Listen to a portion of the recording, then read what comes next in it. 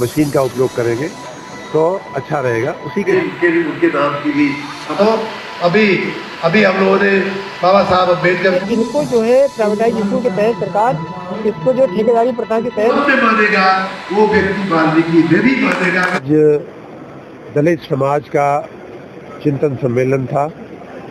मुझे बहुत अच्छा लगा कि उन्होंने हमें याद किया इस अवसर पे। मुझे इस कार्यक्रम में शामिल होकर के बहुत ही गर्व का, बहुत ही संतोष की अनुभूति हो रही है। विशेष रूप से मेरा स्वभाव रहा है कि समाज के छोटे से छोटे व्यक्ति का, खास करके पिछले पायदान पे खड़े हुए व्यक्ति का सम्मान हो, और मैं व्यक्तिगत जीवन में भी ये प्रयास करता रहा हूँ। मंत्री बनने के बाद हमारा विभाग का काम ही ऐसा है कि विशेष रूप से सफाई कर्मियों के साथ हमें काम करने का मौका मिलता है। जब भी संभव होता है मैं उनकी पीठ थपथपाने का, उनके साथ खड़ा होने का, उनका उत्साह बढ़ाने का, मनोबल बढ़ाने का, और इतना ही नहीं, उनको कुछ सुविधाएं, कुछ चीज़ें मुहैया कराने का भी समाज का से मैं काम करता रहता हूं। उसी कड़ी में आज के इस कार्यक्रम में मुझे आने का इसलिए मन हुआ कि यहाँ आने से वास्तव में हमारे सफाई कर्मियों को लेकर के क्या भावनाएं हैं, उनके प्रतिनिधि क्या कहते हैं, उनकी क्या दिक्कतें हैं, उनकी क्या समस्याएं हैं, ये सब जानने समझने का मौका मिलता है। इस भावना के साथ मैं यहाँ आया था। हमने अपने मंत्रीकाल में उत्तर प्रदेश के सफाई कर्मियों के लिए क्या क्या किया है वो भी बताने का एक अवसर था।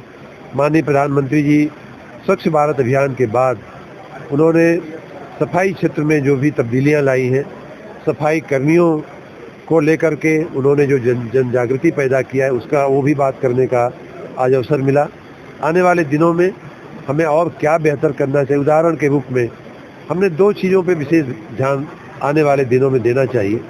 एक तो ये कि व्यक्ति के साथ मशीन का उपयोग ज़्यादा से ज़्यादा अगर होगा तो सफाई कर्मियों के जीवन को जो जोखिम होता है वो हमें कम कर पाएंगे। मैन होल की जगह मशीन होल हम पे अगर जाएंगे, मशीन का उपयोग करेंगे तो अच्छा रहेगा। उसी के साथ उनके विकास की जो योजनाएं हैं, गरीब लोगों के विकास की जो योजनाएं हैं, उसमें हम सफाई कर्मियों का समावेश अगर हम करते हैं, समावेशी विकास करते हैं। हमने नगर निकायों को भी बोला हुआ है कि हर नगर निकाय में एक छोटी सेल बननी चाहिए, एक छोटा काउंटर बनना चाहिए, जहां वहां काम करने वाले सफाई मित्रों की, महिला की, पुरुष की चिंता होनी चाहिए, किसको मकान मिला, किसको आयुष्मान कार्ड मिला, किसको किसकी बेटी की शादी करने के लिए सरकार से मदद मिल पाई, किसको शौचालय मिला, किसको गैस मिली, किसको राशन मिल रहा है या नहीं मिल रहा है। ये सारी बातें उन्हीं गरीबों के लिए सरकार की योजनाएं हैं, लेकिन कई बार देखने में आता है कि हमारे सफाई कर्मी उससे वंचित रह जाते हैं।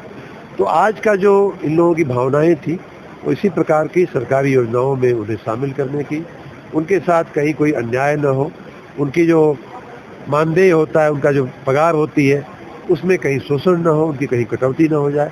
ये सारी बातें हमने उनसे बताया है, कैसे कैसे व्यवस्थाएं की गई हैं।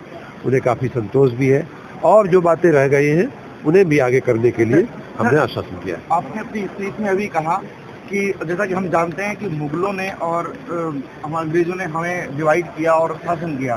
सर, आज़ादी के 75 साल के बाद भी हम अभी तक संगठित नहीं हो पाए, बल्कि छोटी जातियों में और विघटित होते जा रहे हैं। सर, इसका क्या कारण रहा और कैसे हम संगठित होंगे? मैं यही कह रहा हूँ कि हमारे पुराने जो संस्कार थे वो ऐसे थे कि पंडित जी को मुसहर की आवश्यकता पड़ती थी, एक गृहस्थ को, तथाकथित उच्च जाति के गृहस्थ को डोम की आवश्यकता पड़ती थी, पंडित जी को पूजा कराने के लिए नाउन की आवश्यकता पड़ती थी, कुम्हार की आवश्यकता पड़ती थी।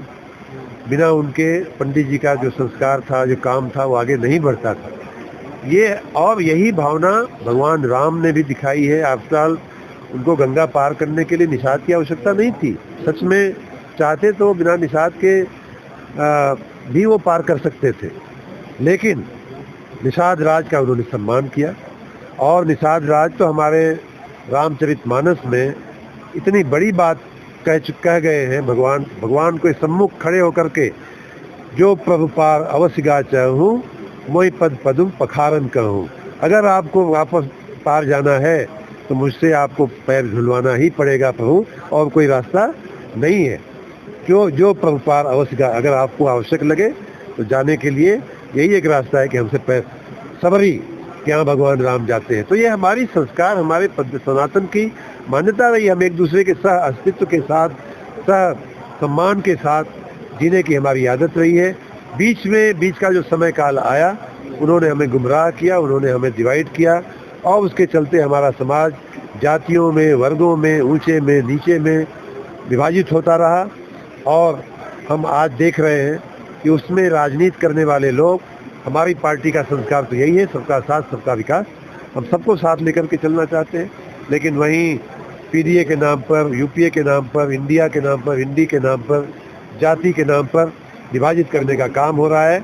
हमारी पार्टी की, हमारे नेताओं की मान्यता है सबका साथ सबका विकास, और चाहे छोटा हो, चाहे बड़ा हो, चाहे गरीब हो, चाहे अमीर हो, सबको साथ लेकर के हम चलने वाले हैं। आयोजन किया गया जहाँ पर दलित समाज की कई चिंतन समारोह है आज किया जा रहा है। दलित समाज में जो 4th क्लास एम्प्लॉइज आते हैं, खास करके दलित वही है जो दबा कुचला हुआ है, जो वंचित है।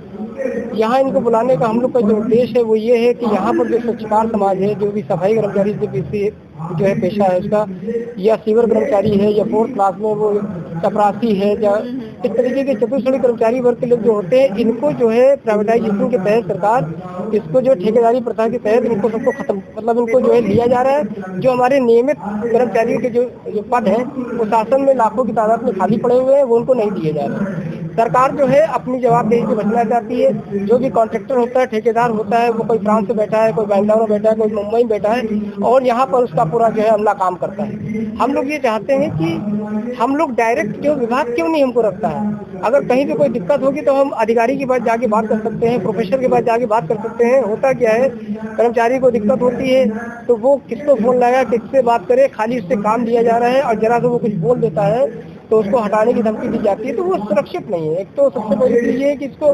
कम वेतन पर काम दिया जा रहा है, दूसरी बात वो सुरक्षित भी नहीं है। हम लोग चाहते हैं कि वो अगर जो वर्तमान समय में आउटसोर्सिंग है, तो आउटसोर्सिंग के माध्यम से कम जो उनका मिनिमम वेज है, जो उनका पारिश्रमिक है, जो उनका ईपीएफ है, एएसआई है, उनकी सुरक्षा, उसका अगर एक्सीडेंट हो जाता है तो कम से कम उनकी जो सुरक्षा है तत्काल प्रभाव से की जाए, उनकी सुरक्षा की जिम्मेदारी ली जाए। होता क्या है, कोई मर जाए, कोई खप जाए, कुछ भी हो जाए, किसी से कोई मतलब नहीं है। सरकार अपनी जवाबदेही से बच रही है। हम लोग ये चाहते हैं कि हम लोग को विभाग के द्वारा पहले जैसे रखे जाते हैं तो वैसे आप रखिए, क्योंकि इतना इम्पोर्टेंट वर्ग है। अगर जो वर्क नहीं करेगा तो पूरा समाज बीमार पड़ जाएगा, अब बीमारियों का ढेर लग जाएगा। लेकिन सरकार इस वर्ग की न सुनकर वो पता नहीं क्यों जो है निजीकरण करती चली जा रही। तो इसका हम लोग विरोध कर रहे हैं, यहाँ इनको अवगत करा रहे हैं कि जो भी हमारी दिक्कतें हैं उनको सॉल्व करिए, नहीं तो आगे हम बड़ा आंदोलन करने का प्रयास करेंगे। चतुर्श्रेणी कर्मचारी संघ का अध्यक्ष हूँ और सुदर्शन धार्मिक महासभा का अध्यक्ष हूँ।